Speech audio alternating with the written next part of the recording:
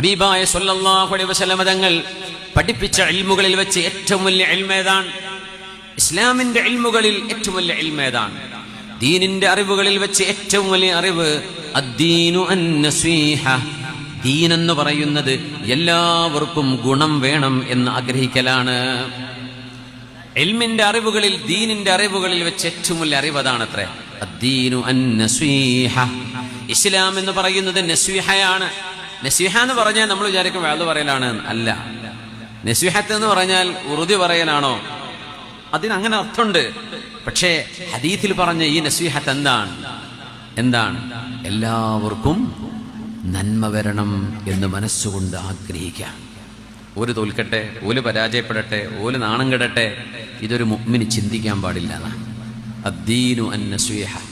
പാപികളായ ആളുകളെ കുറിച്ച് പോലും അല്ലാഹുവിന്റെ റഹ്മത്ത് കൊണ്ട് അവർ രക്ഷപ്പെടട്ടെ എന്ന് വിചാരിക്കലാണ് ദീൻ. ഓരങ്ങ് തോൽക്കട്ടെ, ഓരങ്ങ് മരിച്ചു പോട്ടെ, ഓർക്ക് അങ്ങനെ സംഭവിക്കട്ടെ, ഇങ്ങനെ കുരുത്തക്കേടുണ്ടാവട്ടെ, ഇതൊന്നും ഒരു മുഅ്മിന് ചിന്തിക്കാൻ കഴിയില്ല. എന്തുകൊണ്ട് കഴിയില്ല? അദ്ദീനു അന്നസീഹ. ദീൻ എന്ന് പറയുന്നത് ആദം നബിയുടെ മക്കളിൽ ഓരോരുത്തർക്കും, മുസ്ലിം ആണെങ്കിലും അല്ലെങ്കിലും, അവർക്ക് നന്മ വരണം, ഹിദായത്ത് കിട്ടണം എന്ന് ഖൽബ് കൊണ്ട് കൊതിക്കലാണ്. അത് നമുക്ക് എത്ര കണ്ടുണ്ട്, എത്ര കണ്ട് നമ്മളുടെ കീശയിൽ നിന്ന് ചാടിപ്പോയിട്ടുണ്ട് എന്ന് നമ്മളൊക്കെ ഒന്ന് ആലോചിച്ച് നോക്കുക. നമ്മുടെ കയ്യിൽ നിന്ന് എത്ര അത് കൊഴിഞ്ഞു പോയിട്ടുണ്ട്. അദ്ദീനു അന്നസീഹ.